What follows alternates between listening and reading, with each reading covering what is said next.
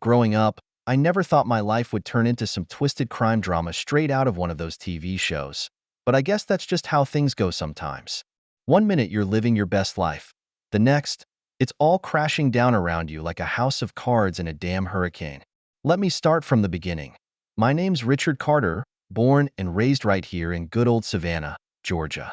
I grew up in a modest little house over off Abernathy Street, just a stone's throw from that famous Forsyth Park fountain, with those Spanish moss-draped oak trees and that warm coastal breeze. It's enough to make a fella never want to leave this place. I was a bookish kid, more interested in studying and making my folks proud than getting into the usual teenage shenanigans. Can't say I was Mr. Popular in high school, but I had my small circle of friends, and that was enough for me. I went off to the University of Georgia for my law degree, top of my class as usual. Couldn't wait to come back home to Savannah and start making a difference. That's when I met Evelyn. Man, just thinking about her used to make my heart flutter like a love-struck teen. She was working as a realtor at that fancy SES place downtown, selling million-dollar historic homes to all the out-of-towners like it was nothing. Hair like sun rays, eyes bluer than the ocean, and a smile that could light up the whole damn city. We hit it off immediately, two local kids who loved Savannah just as much as we loved each other. Within a year, we'd gotten ourselves a cozy little craftsman-style house over in the Ardsley Park neighborhood. Picket fence, well-manicured lawn, the whole 9 yards. I was a junior partner at the prestigious Davis Fleming law firm downtown, and Evelyn was killing it, selling those overpriced homes to Yankees looking to retire in the South. For a while, there, life was just about perfect. I should have known something was up the night I spotted that lacy little number peeking out from Evelyn's lingerie drawer. I'd been rummaging around for a box of cufflinks for this big corporate dinner I had coming up when my eyes landed on that sinful scrap of red lace and silk. Now, I'd seen Evelyn model some racy little outfits for me over the years, but this one was something else entirely. Thin little straps, barely their cups, and a little V-shaped split that wouldn't have left much to the imagination, if you know what I mean. The kind of thing you'd expect to see in one of those secrets catalog magazines, not my sweet Southern belle wife's wardrobe. At first, I couldn't help but feel a little thrilled at the thought of her surprising me with that little number for a special night. We'd been married going on 6 years at that point, but the spark was still alive and well, if you catch my drift. I figured she must have picked it up for an upcoming anniversary or maybe my birthday, wanting to renew that youthful lust we had when we first got hitched. So, I just shut that drawer quickly and tried to push it out of my mind, not wanting to ruin any sexy little surprise she might have had planned for me. Weeks went by, though, and that lingerie incident was slowly fading from my memory as the usual grind of work and life took over. It wasn't until I got back from a 2-week business trip to Jacksonville that the whole nasty truth came spilling out. The firm was opening up a new branch over there, and I'd been charged with getting everything up and running smoothly. I spent most of those 2 weeks holed up in my hotel room, reviewing contracts and prepping for the grand opening gala we were hosting. That's where I first met Leah, fresh out of college, bright-eyed and keen as a whip. The partners had hired her to be my legal assistant and right-hand gal for the Jacksonville setup. From the moment I laid eyes on her, I could barely concentrate on anything other than those tan-toned legs of hers peeking out from under her pencil skirt. I know. I'm a happily married fella. Shame on me for even having thoughts like that. But you have to understand, I'm only human, and Leah was, well, she was something else. Lively, graceful, with these piercing green eyes and lush auburn curls that seemed to capture and hold every ounce of light in a room. She had a somewhat shy, bookish demeanor, but there was just something about the way she moved, the way her hips gently swayed as she walked, that made it damn near impossible not to sneak a peek. The whole time we were in Jacksonville, I couldn't help indulging those heated thoughts whenever Leah was around, imagining running my fingers through those soft curls as I pulled her close, picturing those long tan legs wrapped around my waist as I pinned her against the hotel room wall. It was a battle to maintain my professionalism and not let my lascivious daydreams show on my face. All the while, though, I kept forcing myself to think of Evelyn and how betrayed she'd feel if she knew the directions my mind was wandering. I loved my wife more than anything in this world. She was my Savannah peach, my Southern belle, the one who had stood by me from those early days of struggling to make partner. Just picturing her bright smile and the way her golden hair caught the sun's rays was usually enough to drown out Leah's siren song. At least it was enough to keep me from doing anything stupid. While we were in Jacksonville, Leah and I worked closely, all thoughts of romance shoved forcibly to the side. She was a damn good assistant. I'll give her that, bright, eager to learn, always putting in overtime without even being asked. We pulled those long hours together, and by the time that grand opening party rolled around, everything was squared away and running like a well-oiled machine. It was an open bar kind of night, and I'll admit I overindulged a bit in the celebratory spirits, just enough to loosen my lips and my restraint around the unbelievably sexy Leah. As the night was winding down, I remember pulling her aside in the empty hotel ballroom, the dim lights casting odd shadows across her flawless features. "You know, you did one hell of a job prepping for all this," I slurred, standing perhaps a bit too close as I spoke. "The partners are going to be real impressed when I tell them how invaluable you were." "Why, Mr. Carter," she replied with a hint of a tease, "you give me too much credit. I just did what any good assistant would do." I laughed then, too loud as I often did when drinking.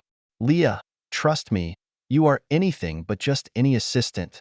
And before I could stop myself, before that voice of reason reminding me of sacred vows could intervene, I reached out and boldly tucked an errant strand of her fiery hair behind her ear. She stilled at my touch, those emerald eyes locked intensely on mine, and for a blind, searing moment, I thought she might kiss me. That's when my phone buzzed in my pocket, startling us both. I pulled it out to see Evelyn's face smiling up from the display, and reality came crashing down like a cold, harsh wave. "Everything okay, Richard?" Leah asked softly, regaining her professionalism. I swallowed hard and straightened my tie, giving her what I hoped was a reassuring look. "Yeah, everything's just swell. Why don't you head on up to your room and get some rest? Big day of traveling tomorrow." She nodded, flashing me one last enigmatic smile before turning and sauntering away, hips swaying hypnotically. I watched her go, phone still buzzing in my trembling hand, until she disappeared around the corner. Then I finally answered, putting on my best everything's fine voice as I was consumed with guilt. "Hey there, darling. Sorry, we were just wrapping up the big party." You'll never guess who they had baking. But even as I launched into an anecdote about the tragically undercooked prime rib, my mind was elsewhere, flicking thoughts of sin, lust, and disloyalty dancing in shadowy corners as I swore to be better, to snuff them out before they consumed me. If only I'd known then just how futile those reassurances were, and how they would ultimately lead me down a path darker than I ever could have imagined. But I'm sure they'll have it figured out by next time. I finished trying to bring some lighthearted humor to the conversation with Evelyn. Anyway, I should be heading back home in about 3 days, once we get everything wrapped up here. 3 whole days. Evelyn replied with an exaggerated pout that I could practically hear through the phone. "I was hoping you'd be back sooner than that, sugar. This big bed doesn't stay warm for long without you in it." I chuckled, feeling a pang of longing for my beautiful wife. Well, you know how it goes. Always a few loose ends to tie up with these corporate shindigs.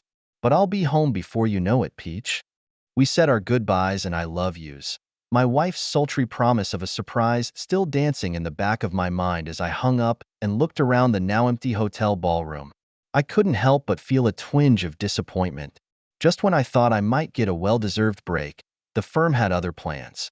Little did I know that the unwanted summons back to Savannah would be the first domino to fall. The next day, I came home from the airport at around 9 p.m. and thought I'd surprise my darling with some roses and make her one of those candlelit dinners like we used to do when we were newlyweds. That's when I heard the noises coming from our bedroom. You can probably fill in the blanks from there. My heart just dropped straight into my damn stomach. I crept upstairs, scared to death of what I'd find, but knowing I had to see it with my own eyes. And there she was, my beautiful Evelyn, tangled up with 2 unsavory-looking men I didn't recognize. Let me tell you, in that moment, it felt like the world just stopped spinning for a second. For a while, everything was in a blur, and I couldn't process what I was seeing or hearing. If you'll excuse me, I need a stiff drink to steady these nerves before I tell you the rest of this sorry tale. After that initial shock wore off, slowly, ever so slowly, I backed out of the bedroom, keeping my eyes trained on that horrific scene playing out before me. I fumbled in my pocket for my phone, fingers trembling. I couldn't risk them hearing the ringtone or vibrations if someone tried to reach me. With a shaky hand, I switched it to silent mode, praying the screen wouldn't light up and give me away. I couldn't tear my eyes away, even as the nausea rose in my throat. It was like watching some twisted movie, except the leading lady was my own beloved wife, Evelyn. My Savannah Peach, my Southern Belle, reduced to this sordid display of infidelity. The way she moved, the way those strangers touched her. It was also foreign, so at odds with the woman I thought I knew. I felt like I was intruding on something deeply intimate, something I had no right to witness, but I couldn't look away, couldn't tear my gaze from the train wreck unfolding before my eyes. I paused, gripping the railing to steady myself. I needed to get out of this house, away from this nightmare, but a part of me, a masochistic part, wanted to keep watching, to see just how far the betrayal went. I raised my phone, hands still shaking, and began discreetly recording the scene, capturing every agonizing detail. I told myself I was doing it for evidence, for proof of Evelyn's deceit, but deep down, I knew I was just torturing myself, prolonging the pain. I should have turned and fled, should have spared myself this anguish, yet I remained transfixed as the sordid tableau played out before my eyes. The voices, the sounds, it was all too much. I had to get out of there before I lost what little composure I had left. Tearing my gaze away, I hurried down the stairs and out the front door, gulping in the cool night air as I leaned against the porch railing. The weight of what I had just witnessed threatened to crush me. My Evelyn had betrayed me in the most devastating way, and with that realization came a surge of rage, a burning desire for vengeance that I'd never experienced before. I stared down at the phone in my hand, the incriminating video still recording.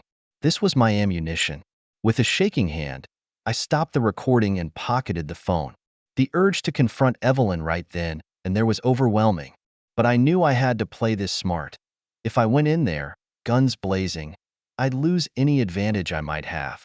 No, I needed to build my time, gather more evidence, and figure out just how deep this rabbit hole went.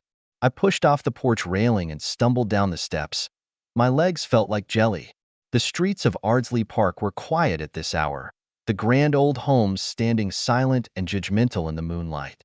I walked aimlessly, no destination in mind, just needing to put some distance between myself and that house of horrors. I found myself in Forsyth Park, the grand fountain at its center gurgling softly in the night. I collapsed onto a nearby bench, head in my hands, as the weight of it all came crashing down on me. Sobs racked my body, tears streaming down my face, as I mourned the life I thought I had, the love I believed was unshakable. I wiped my eyes and stood up, a newfound determination steadying my steps. First things first, I needed to find out who those men were. I replayed the video, forcing myself to study their faces, their tattoos, any identifying details. One of them had a distinctive scar on his left cheek, the other, a tattoo of a snake coiled around his bicep. It wasn't much, but it was a start. I spent the next 2 nights at the Mann on Forsyth Park, a grand old hotel just a stone's throw from where I'd had my breakdown. The opulent surroundings felt like a mockery of my shattered life, but I needed time to think, to plan my next move without the risk of running into Evelyn. I paced the suite like a caged animal, alternating between fits of rage and bouts of despair.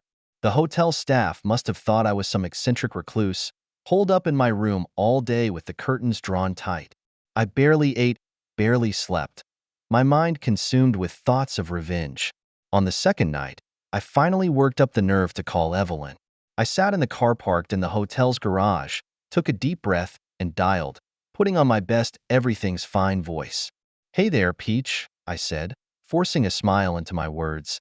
"Just wanted to let you know I'm on my way home. Should be there in about an hour." "That's great, honey," Evelyn replied, her voice all sweetness and light. "I've missed you so much. Hurry back to me." I gripped the steering wheel tighter, my knuckles turning white. "Oh, I will. Can't wait to see you, darling. We said our goodbyes, and I tossed the phone onto the passenger seat. I started the car and pulled out of the garage. I pulled into our driveway, the house looming before me like some great dark beast. I sat there for a moment, engine idling, trying to gather my composure. Then, I took a deep breath, grabbed my suitcase from the back seat, and headed inside. Evelyn was waiting for me in the foyer, a vision in a flowing sundress and a wide, welcoming smile. She threw her arms around me, pressing a kiss to my cheek. "Welcome home, sugar," she purred, her breath hot against my ear. I returned her embrace, fighting back the urge to recoil from her touch. "It's good to be back," I lied, burying my face in her hair to hide my expression. We went through the motions of a happy reunion. Me presenting her with a souvenir from Jacksonville, her ushering me to the dining room for a home-cooked meal. I played my part, laughing at her jokes, complimenting her cooking, all the while feeling like I might shatter at any moment. After dinner, I retreated to my study, claiming a need to catch up on some work emails. In reality, I needed space, time to sort through the maelstrom of emotions swirling inside me. I locked the door behind me and collapsed into my leather desk chair, my head in my hands.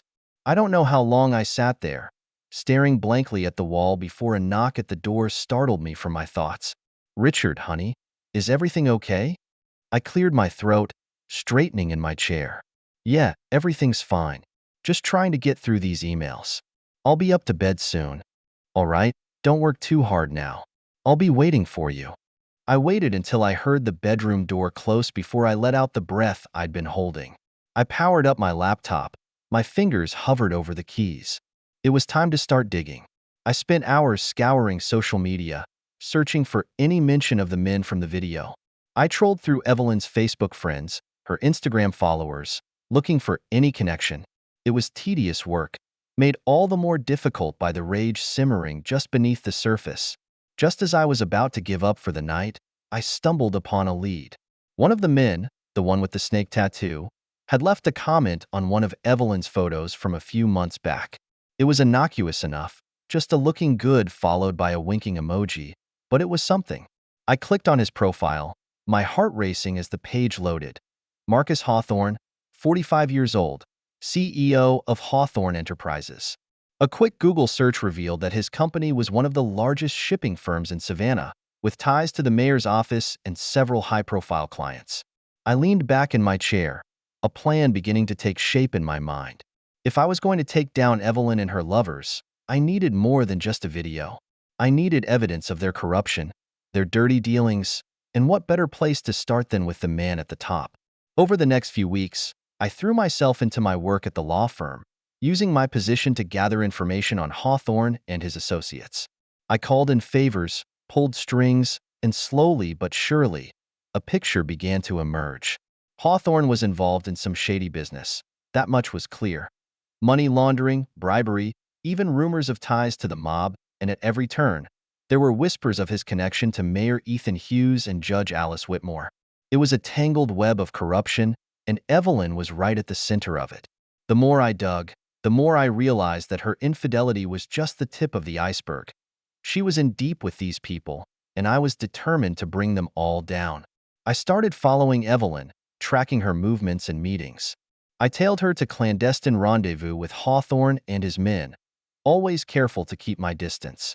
I snapped photos, recorded conversations, gathering evidence piece by piece. It was during one of these stakeouts that I first crossed paths with Detective Emily Reed. I was parked across the street from a seedy motel on the outskirts of town, watching as Evelyn and Hawthorne disappeared into one of the rooms. I was so focused on the door, waiting for them to emerge, that I didn't even notice the tap on my window until it was too late. I turned to see a woman in a leather jacket, her dark hair pulled back in a tight ponytail, flashing a badge at me. "Detective Reed, Savannah PD," she said, her voice firm but not unkind. "Mind telling me what you're doing here, Mr. Carter?" I froze, my mind racing for an explanation. I couldn't tell her the truth. Not yet. I needed more time, more evidence. "So, I did what any good lawyer would do," I lied. "I'm working on a case," I said, trying to keep my voice steady. "Suspected infidelity." I'm just trying to get some proof for my client. Detective Reed raised an eyebrow, her gaze flicking to the motel door, back to me. Is that so? And does this client of yours know you're out here playing private eye? I swallowed hard, my palms sweating on the steering wheel. Look, detective, I'm just trying to do my job. I don't want any trouble. She studied me for a long moment, her dark eyes searching my face. All right, Mr. Carter, she finally sighed, stepping back from the car. I'll let you off with a warning this time, but if I catch you snooping around again, I won't be so lenient.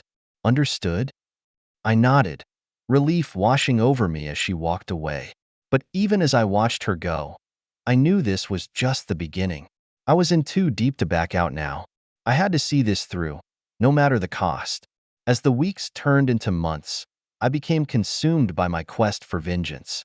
I barely slept, barely ate. My every waking moment devoted to gathering evidence against Evelyn and her cohorts. My work at the law firm suffered, my cases piling up as I neglected my duties. But I didn't care. All that mattered was making them pay. I knew I was taking risks, knew that I was walking a dangerous line, but I couldn't stop, not even when Detective Reed started poking around, asking questions about my whereabouts and my sudden obsession with the Hawthorne case. I should have been more careful, should have covered my tracks better, but in my single-minded pursuit of justice, I got sloppy. And that's when everything started to unravel. It was a cool October evening when I made my move. I had followed Evelyn to a secluded cabin on the outskirts of town, watched as she met with Hawthorne and a man I didn't recognize. I crept closer, camera in hand, determined to catch them in the act. But I underestimated them, underestimated the lengths they would go to protect their secrets. I had barely made it to the window when I heard the click of a gun behind me. Well, a voice drawled, sending a chill down my spine. If it isn't the meddling husband. I turned slowly, my heart in my throat, to see Hawthorne and his men emerging from the shadows. Evelyn stood behind them, her arms crossed, a cruel smile playing at her lips. "Did you really think you could take us down, Richard?" she asked, her voice dripping with disdain. "You, with your little camera and your righteous indignation." I opened my mouth to speak, but before I could get a word out, pain exploded in the back of my head. I crumpled to the ground, my vision swimming as I struggled to stay conscious. The last thing I saw before the darkness claimed me was Evelyn's face looming over me, like some avenging angel. "You should have left well enough alone, honey," she whispered, her voice fading as I slipped into oblivion. I don't know how long I was out, but when I came to, I was tied to a chair in a dank, musty room. My head throbbed, my mouth tasted of blood, and every inch of my body ached, but I was alive for now. I blinked against the harsh fluorescent light, trying to get my bearings. That's when I heard the footsteps, the creak of a door opening behind me. "Rise and shine, Sleeping Beauty," Hawthorne's voice, cold and mocking. "We've got some things to discuss, you and I." He circled around to face me, flanked by his men. Evelyn was nowhere to be seen. I glared up at him, trying to summon some shred of defiance. "You won't get away with this," I croaked, my voice hoarse and ragged. "I have evidence. I've been watching you." Hawthorne laughed, a harsh, ringing sound. "Oh, Richard, you really have no idea who you're dealing with, do you? Your evidence, your little investigation, it means nothing. We own this town. The mayor, the judge, the police, they're all in our pocket. And as for you," he leaned in close, his breath hot and fetid against my face, "you're just a loose end, one that needs to be tied up." I struggled against my bonds, panic rising in my throat. This was it. This was how it ended. Not with a bang, but with a whimper, at the hands of my wife's lover and his goons. But even as I braced myself for the inevitable, a commotion erupted outside the room. Shouts, gunfire, the pounding of feet on concrete. Hawthorne and his men exchanged nervous glances, their hands going to their weapons, and then the door burst open, and a familiar figure strode into the room, gun drawn and eyes blazing. Savannah PD, Detective Emily Reed, my unlikely savior, come to pull me from the jaws of death. I had never been so happy to see a cop in my life. What followed was a blur of activity. Hawthorne and his men surrendering, Detective Reed untying me and checking my wounds, backup arriving to secure the scene. I sat in a daze as the paramedics looked me over, trying to process the fact that I was still breathing. It wasn't until later, as I sat in the back of an ambulance with a shock blanket around my shoulders, that the full weight of what had happened hit me. My wife, my beloved Evelyn, had betrayed me in the most fundamental way, had been willing to let me die to protect her sordid secrets. I looked up as Detective Reed approached, her face etched with concern. "How are you holding up?" she asked, her voice soft. I shook my head, tears welling in my eyes. "I don't know," I answered honestly. "I don't know anything anymore." She sat down beside me, her presence solid and comforting. "We got them, Richard, Hawthorne, his men, the mayor, the judge. They're all going down. Your evidence, your recordings. It was the break we needed." I nodded, feeling a small flicker of satisfaction amidst the pain. "And Evelyn?" I asked, almost afraid to hear the answer. Detective Reed sighed, her gaze turning distant. "She's in custody. She'll be going away for a long time. Conspiracy, accessory to attempted murder. She won't be seeing the outside of a prison cell for the next couple of decades." I closed my eyes, letting that sink in. My wife, my partner, my love, a criminal, a liar, a stranger. "I'm sorry, Richard," Detective Reed said, laying a hand on my arm. "I can't imagine what you're going through, but you did the right thing. You stood up to them, even when it put your life on the line. That takes guts." I looked at her then, really looked at her, and saw something in her eyes that I hadn't allowed myself to acknowledge before. Respect, admiration, and maybe even a hint of something more. "I couldn't have done it without you," I said, meaning every word. "You saved my life, Emily." She smiled then, a real smile that lit up her whole face. "That's what partners do," she said softly. "They look out for each other." I took Detective Reed's hand in mine, feeling the warmth of her skin against my own. "Partners," I agreed, meeting her gaze. "I like the sound of that."